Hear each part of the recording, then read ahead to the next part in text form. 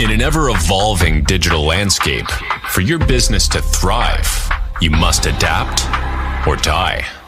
Welcome to Marketing in the Age of AI, the podcast helping you harness the power of AI and marketing tools to revitalize and grow your business. And now here's your host, marketing expert and author of Authentic Marketing in the Age of AI, Emmanuel Rose.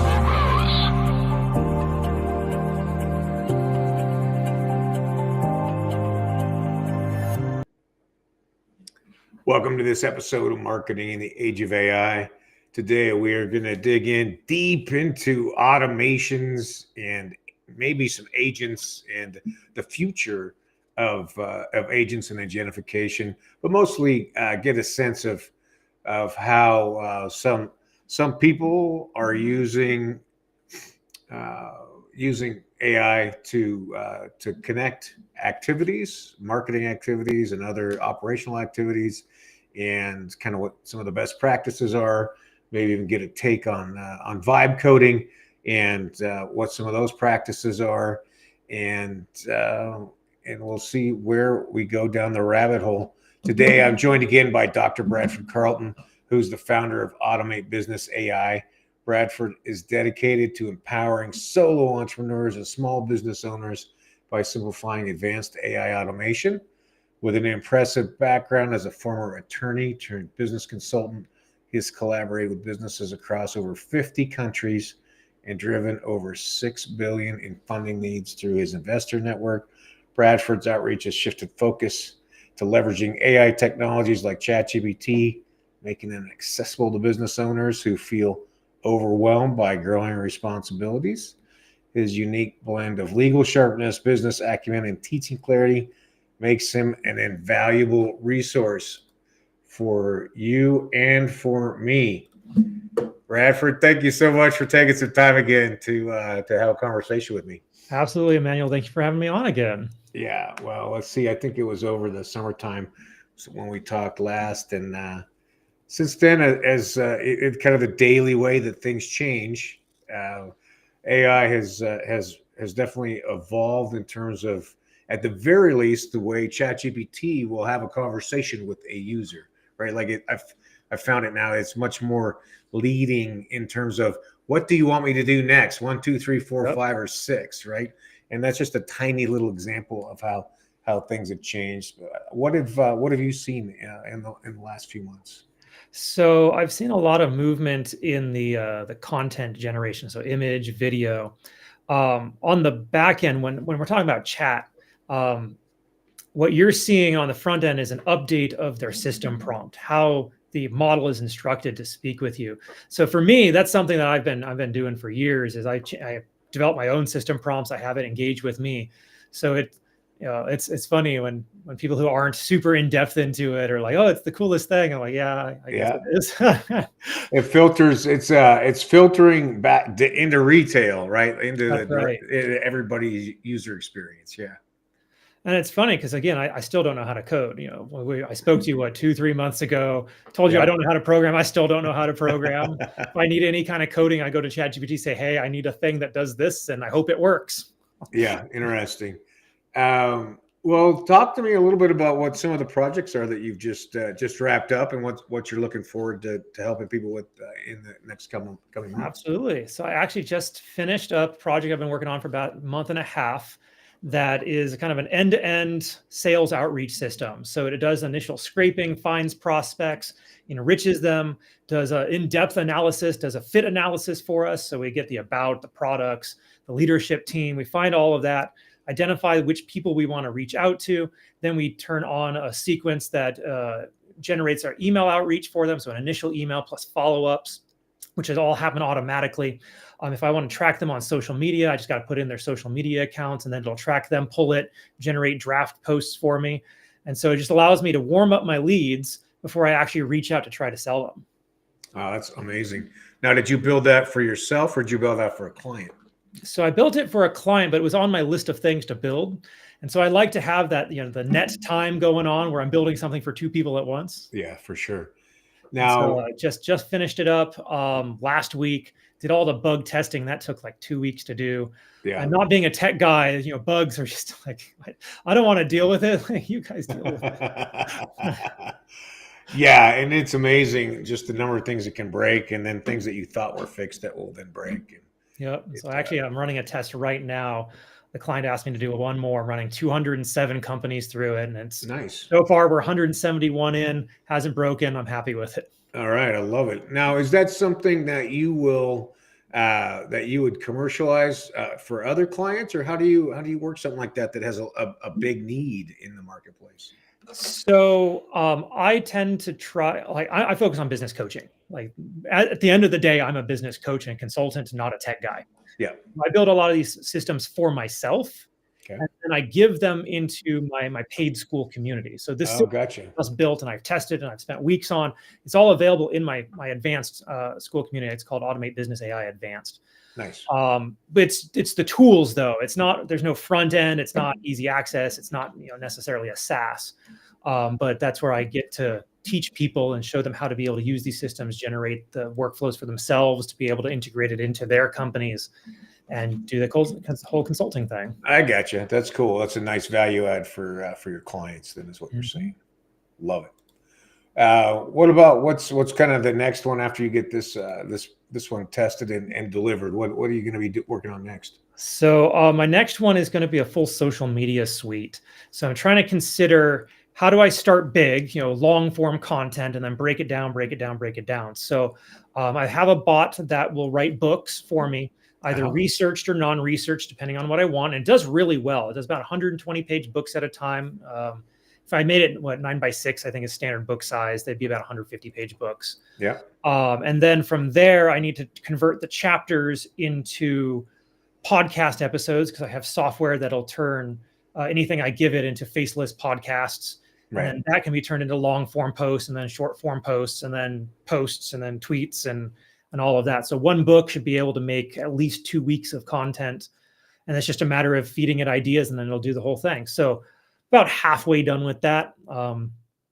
Still kind of in the conceptual stage, trying to figure out how to actually get the whole thing to flow. And it's just logic. At the end of the day, it's just, how do I think through inputs, processes, and outputs, and then figuring out how to not break it. Well, and then are you using chat to do all this, or what's your tech stack look like? So I use ChatGPT to help me with the system prompts. When it comes to the actual build, people will say, oh, you can go to Claude. Claude has a tool called an MCP that'll hook up to the tool that I use, N8N, to build these things. Right. And it'll make, 8 node workflows, 8 distinct processes, no problem. But when you start getting into 15, 20 nodes long, or processes long, it doesn't do so well. The logic behind it just gets too complex. So they're not quite there to like human level intelligence. They're getting there. Yeah. Like, I'll tell you, the day I can stop building these myself, I'll take it. But we're not there. So I have to just kind of sit there and stare at it. I used to be an attorney. I'm used to just staring at stuff and thinking through how this might possibly work from start to end. Right. And I just start building. Nice. And along the way, it doesn't work, because it never does. And then, I fix it and fix it and fix it and fix it for 2 weeks, and then eventually it works. Yeah, I got you. And then have you tested Lovable or Base 44 or Replit or any of those to see how they work? No, I'm not a tech guy. I'm like scared to try that stuff, because I don't know the tech side of this. Like, what if I break it? I've tried other app builders, and just to make a Slack clone, because I'd love to have a front end for my executive assistant. I run the whole thing out of Slack. Right. And I'd like to have it in-house. And I've tried the app builders, and none of them can build a Slack clone. And for me, that's the extent of my coding knowledge, is asking an AI to do it. And if they can't do it, I don't know how. Yeah, I got you. All right. Well, I'm going to encourage you to go log into Base 44 and type that problem in and see what you get, because it's pretty remarkable, at least as a starting point. And you're smart enough with your N8N knowledge to be able to direct one of these vibe coders to help you You'd think so. I've tried. Maybe I'm just not understanding how to use that particular tool. Yeah. And that could just be it. Because each tool, you need to know how to use that tool. For sure. Yeah. For N8N, like I know N8N backwards and forwards. I've studied every node. I've made a video about every node you can find on YouTube if you really want to learn it. I've taught Nice. Yeah. But when it comes to other tools, I'm not the world's best video maker. So you got Sora 2 out there, and you can do incredible things with that. I don't know how to do it. Right. No, and I think that is the critical part, right? Like to find what you're good at, what you like doing, and then focus on that. Sure. Yeah. Like my focus is just on automating business processes. If I can just automate these processes, I could turn it into a SaaS if I really wanted to try to figure out how. Yeah. But then again, the next guy over is able to turn it into a SaaS as well. So at the end of the day, is there really anything special about a lot of these tools coming out? Yeah, well, I think you've taken an interesting perspective with your with building these for your clients, and I think that's awesome. There's a concept that you might have heard of. It's service as a software. Mm-hmm. And so the idea is that everything that we do in our day-to-day life, and we want to turn that into software so that it automates and speeds up these processes, right? Mm-hmm. And so that's what I've been working on, is taking fairly complex things and then turning them into via Replit. That's the tool I use that I like the best. I tried N8N, it didn't work for my brain, right? But Replit, it makes sense to me, and I can build interactive things that make sense. And so, for instance, I'm just working on a tool that will we input an ideal client profile, we input the product or service description, and then it builds out a targeted landing page. Beautiful. And so then then we can, the next thing will be the ad generator that will take people to that target, the ICP to that landing page, and then start A/B testing. And then there's even more complicated ones around complete campaigns, right? Like a 15-step campaign. So working to build these out, but with the care that I take in developing it on my own, right? Certainly. Yeah. Yeah. My approach has been mostly focusing on myself and my business. Yeah. And by building the tools, eventually I have the tools and I give them away. If someone wants to learn how to use the tool themselves, they can. But I've been trying since day one to automate myself out of a job. And I think I'm getting closer. I'm almost there. So I still have to have meetings, and those meetings get transcribed. We're almost to the day that I don't have to have the meeting. Because with the voice AI, it sounds just like me. Maybe not as hyper and as fast talking as me, but it's able to record the conversation. It's able to transcribe the conversation. It runs through, I think it's I have a 35 workflow process, not workflow, but an AI agent process that then does my full analysis of the client meeting. Yeah. Generates the report, tells them what they need, tries to sell them on the thing, all in the report. And that part's great. I don't have to do any of that.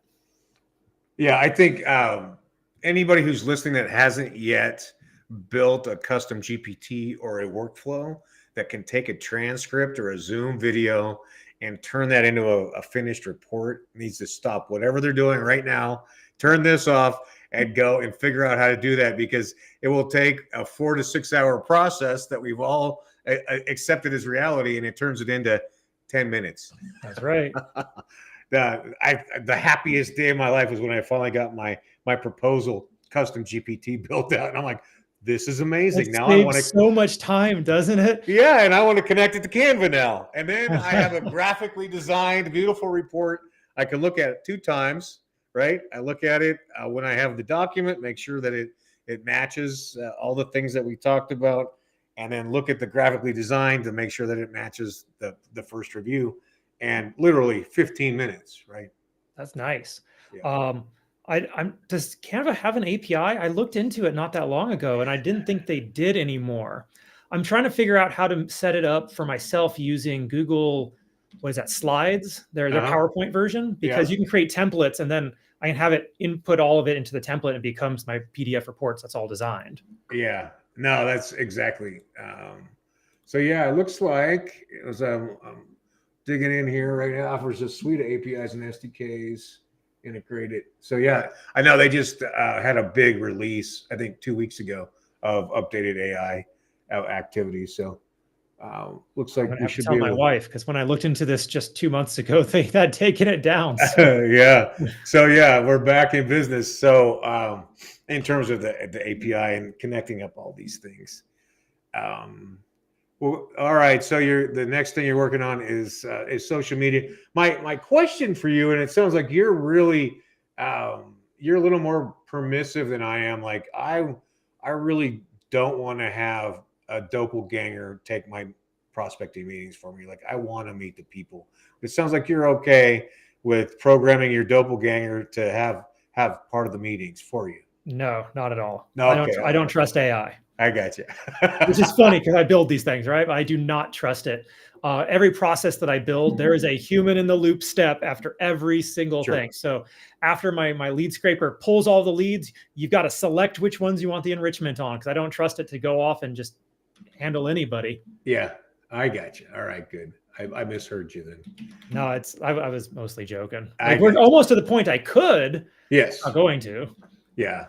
No, I think for me, I go to the thing like what are we here to do? What's the purpose of all this, right? Like, I think it is to take away the busy work and to free up 4 to 6 hours a week, which is easy, right? If you a little bit of attention, if you spent 4 to 6 hours a week for the next 60 days, you would free up 4 to 6 hours a week for the rest of your career. There's unquestionably. And then the question is, what do you do with that time, right?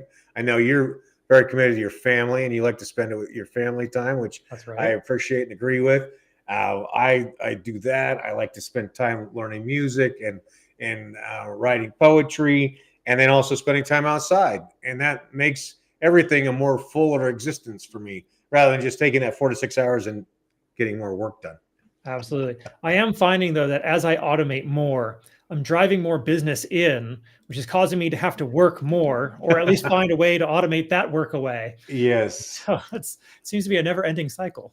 It is. It is a never-ending, but that's the good problem to have, right? That's right. Yeah. Constantly building. So back to N8N, because I know about it. I've interacted with it, but like I said, I don't understand it. Doesn't work with my brain. So, but what do you see? How do you see that progressing? What's their roadmap look like? Have you seen anything about that? I don't know. I've seen I imagine they're trying to sell out to venture capital at some point. They're really trying to drive more subscribers in. I really couldn't care less if they have been updating it, because as I've been using it more and more, I've started to get more into the techie mindset of how to do it. Like, so they have nodes that are pre-programmed to use various services, but those nodes are limited in what they're programmed to do. Yeah. So I've been finding myself using what are called HTTP nodes, which just makes a call directly to the API without having to go through the layer that N8N built. Sure. And so I'm making the direct call to the API.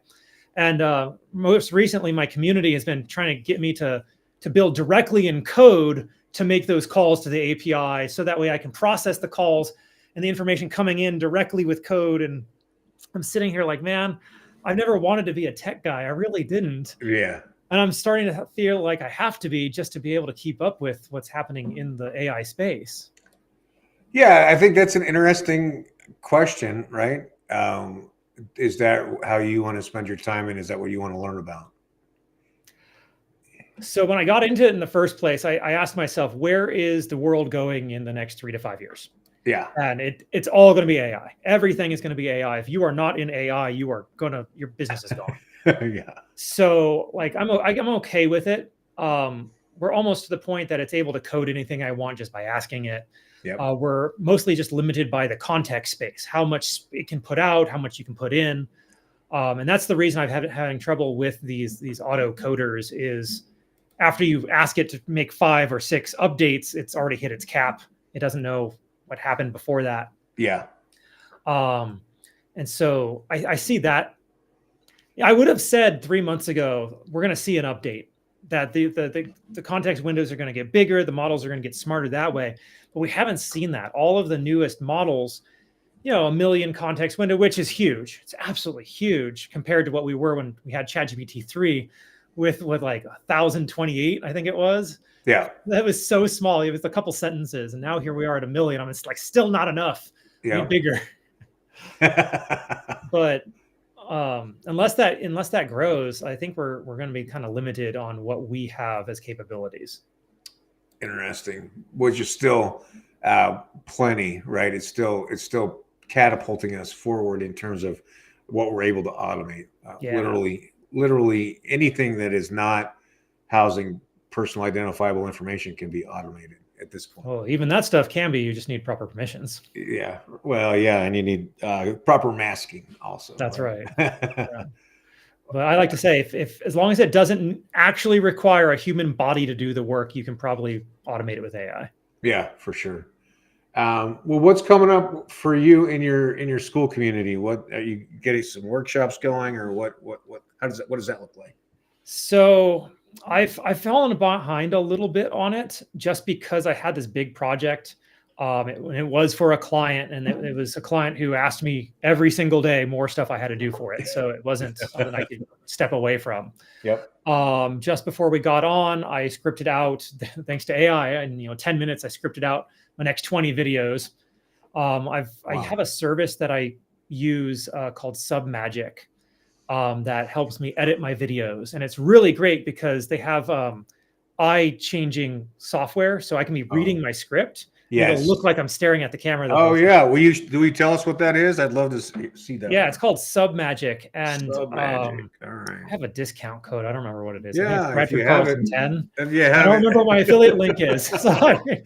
We'll get that added to the show notes. No worries. Submagic, because that is one of the things that one of the reasons why I used Hey Jen was because some of these reads I was having a hard time memorizing, right? And yeah, it's such a pain, is it? You got to try to remember 2 sentences in a row. Right. So that's cool. Submagic. All right. So that's something you're working on. Yep. That's a service that I'm subscribed to. I'm an affiliate for them. I make a video every couple months for them. Yeah. But it's the only company I've ever sponsored in all the years I've made content. So I really do like it. It makes making content super fast because, like I said, all I have to do is read the script. It'll do all the B-roll. It'll do the zoom ins and everything. Nice. Makes it look really good. And I just had to spend the minute making the video. Yeah, love it. That's cool. And so you've got 20 videos. And how long do you usually make your videos for? What's the number of minutes of runtime? So I have short form. I have long form content. My long form content, my metrics show I get my best performance at about 8 minutes long. So they're between 6 and 10 minutes, or I try to hit that. My short form, I try to hit a minute, even though 15 seconds is the best range for short form. I can't figure out how to do something in 15 seconds. Right. Yeah. Like I can't say my name in 15 seconds. Tell me about who are the people that usually work with you? Who's your ICP? Sure. A lot of business coaches. I'm finding manufacturers are coming to me. Nice. Be mostly to try to figure out how to automate their back end stuff, not any of the actual manufacturing process. Yeah. But the back end, how do they handle their reports? How do they handle their invoices? Make sure that their team gets the right information, all automated. So, we have phone systems that I can install in a business that'll essentially have the phone tree with the AI voice. Yep. The thing about AI voice and phone reception is they almost have to have an accent. Because if they don't have an accent, you can hear the AI. The American ear can hear the American voice, and that's definitely a robot. Yeah. But if you give it a slight accent, that goes away. And but then now their phone AIs have accents, so it's like. Well, do you know that tool called Bordy? Have you seen Bordy? I haven't heard of Bordy, no. Okay, it's a voice AI that that helps to connect you with people on LinkedIn. Really, really cool product, and they were on the show. And I actually use Bordy. He calls me every week at 10:30 on Fridays. And then I'm like, hey, I need a referral partner in blah blah blah industry, and can you help me find it? And he's like, yeah, sure, let me help you out. Blah blah blah. But they ended up with an Australian accent because it would hide the latency. That's the first thing, right? And then would also, like you said, allow people to not hear that it was AI so clearly. But Bordy.ai, I highly recommend you check it out and connect with Bordy on LinkedIn and then use that service because it's pretty cool. Absolutely. I'll check that out. Well, I appreciate your time so much, Bradford. We'll have your information in the show notes. Where do you want people to connect with you on the web? Well, they can find me on YouTube. That's where all my videos are. It's search for Bradford Carlton. I'm the first one that pops up. If you want to go to my community, I've got my free community. That's Automate Business AI on School. Or you can go to my paid community where I keep all the really good stuff. That's Automate Business AI Advanced. Okay. And you can find that just by going to my website, bradfordcarlton.com. All right. Well, I love to hear what you're doing, and I'm going to reach out to you again and see if I can get you on around July again in 26. Absolutely. I'm going to have a lot more done by then. All right. I can't wait to hear about it. Thank you very much for your time. I appreciate it. Thank you, Emmanuel, for having me. I hope you have a great holidays, and talk to you soon. Absolutely. Bye now. All right. Thank you. Well, it's good stuff. Make sure that you're taking some time to write out the sequences and to build out the SOPs of projects that you would like to get rid of, that you're not good at, or that you need to do better. And then find a tool that works for you. Could be N8N, could be Lovable, could be Google Opal, who knows? But take the time to integrate the AI first mentality into your work week, and you will recapture a phenomenal amount of time that you get to decide how to spend. And I hope that you spend it like Bradford does with his family, that you spend it continuing to upskill, and that you also take a chance to enjoy the second renaissance that we have time for: music, art, poetry, and that you get outside and you get away from the screens. It's Emmanuel Rose, Marketing in the Age of AI. Thanks for listening to Marketing in the Age of AI. Be sure to subscribe wherever you heard this podcast so you never miss a future episode. Your copy of Authentic Marketing in the Age of AI is available at Amazon.com or EmmanuelRose.com. You can also connect with Emmanuel on LinkedIn. Thanks again.